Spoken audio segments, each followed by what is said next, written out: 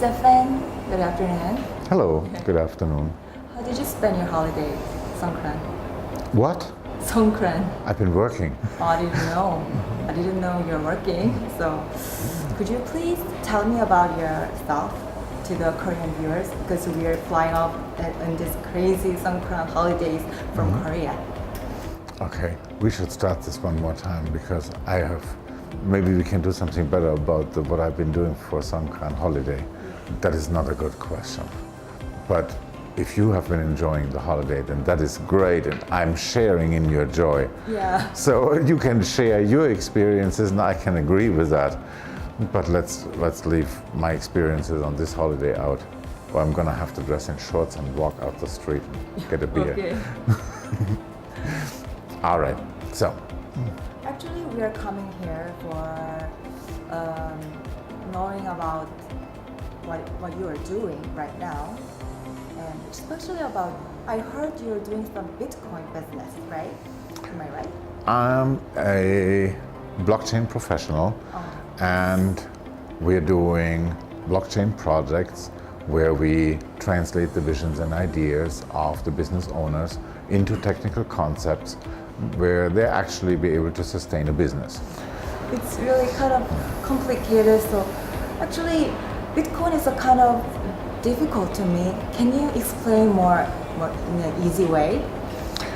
Yes, the history of Bitcoin and digital currency is really very simple. It's going all the way back to the beginnings of money, where people were trading with a barter system. Then we went on to precious stones and metals and coins, gold coins, to government printed bills, to plastic money, the credit cards and debit cards, and today the digital money. It is just the next step in evolution. I saw some interesting ways right away, right before King. Yes. And Yeah, I wanted to demonstrate today that the digital currency and the Bitcoin is only a small part of what blockchain technology can provide us with. So I have here this vase, and this vase is very special.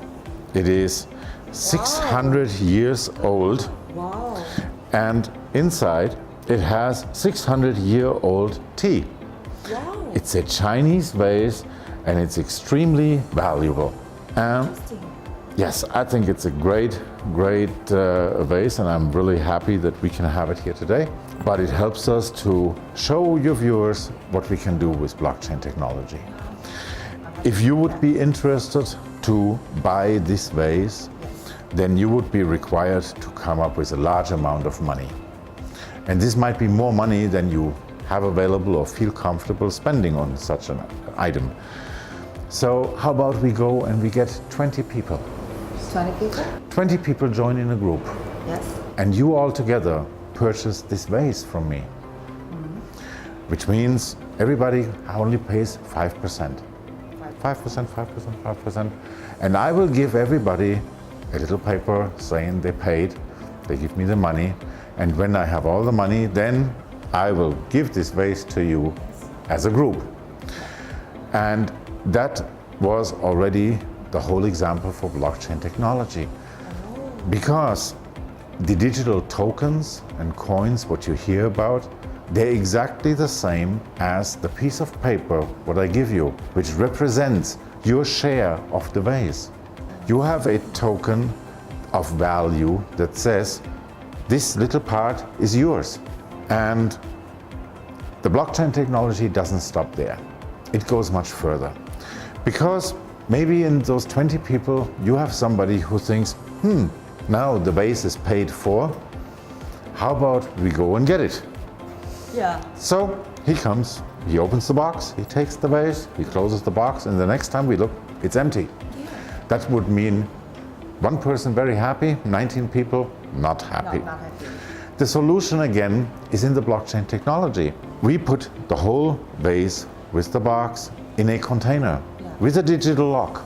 Yeah, digital lock. A digital lock. Is there a code, right? Yes, it might be a PIN that is required from each and every one of the 20 people that share a part in purchasing this vase.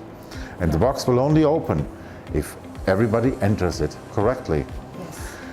That would be what everybody mentions inside of a smart contract. So here we have all the elements of blockchain technology. We have a group of people that do in business. They are purchasing an item, get a token value, and when the item is paid for, the item itself has an identifier in the blockchain and is aware of it, that it's paid. The lock mechanism in the box knows now it's paid and will send a signal to only accept opening from the new owners, which would be the 20, not me anymore. Oh. You know, Then this. I'm so worried that then can you suggest some solutions for underlying problems such as hackings? The hacking itself is not really a problem. Really? No, the technology is tamper-proof and fraud-proof. The only way to defraud the system is when people do it.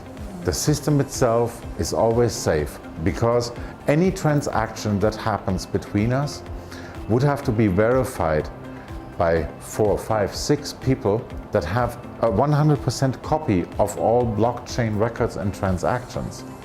So everybody can see, yes, this is the same. And then the next transaction is added to this ledger and again transmitted to everybody. This is how it's kept safe. So then would you please tell me then, is there any right direction to the blockchain technology? Yes, I believe it's the biggest thing since the Industrial Revolution. It will change the world. It will change the world because with blockchain technology, we could hand out a digital ID to every person on this earth, which would mean we could immediately identify this one person. This one person, due to the public ledger, we could automatically know where he's from, what he's doing, where he's going. We could connect everything. It would make passports unnecessary, but therein is also the problems of the local governments that might not agree with such a vision of a global population. Yeah. The attitude towards blockchain technology, like cryptocurrencies, are vastly different, and in each country. Can you suggest any solution in that? Time will bring the solution. Right now, many governments are very skeptical of blockchain technology and digital currencies, but that has to do with their need for control and taxation. Governments hand out the local national currency, governments control the banking system. So they have 100% control of all assets and the flow of assets, and they tax to where they see appropriate. In a digital currency like blockchain, like Bitcoin, they don't have any control because where the transaction is public record, your name and your account number together, they are not. They're private. So your identity is largely covered and hidden and cannot be found out easily by governments.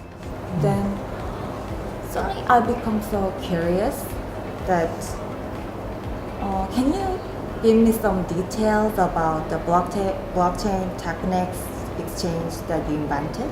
Yes, my specialty is dual system blockchains and side chains. Sounds complicated, but I'll try to give an example. An example close from the entertainment industry, where imagine you have a casino and you come to the casino and you want to play a game. You can only play this game if you purchase their chips. Yes. Now, so they're using government money as a payment system, and the chips is the casino internal payment system. Anything inside the casino, you could also pay with chips, the same as you pay with money. Now we're translating this idea to businesses and blockchain technology, where we're using two different blockchain systems. One blockchain system that allows us to create the currency, a coin, and a second blockchain that gives us a token. And the token is the equivalent to the chips, and the coin the equivalent to the money. We're doing that because they have vastly different requirements. The coin value, just like the value of national currencies, is going up and down. It's governed by supply and demand, and as such it has a daily course. Whereas the chips value need to be fixed. The same in many businesses and many the online technologies, they have the need for a two-system world where they need a fixed token connected to a smart contract, just like in the example of the vase, where an action can be taken after the contract is fulfilled, and you use the money to purchase a token, the token fulfills the contract triggers an action, and like this. And the connecting piece between those two blockchains, that is my specialty. But I'm curious also, is there any necessity to have exchange? In my opinion, no. No?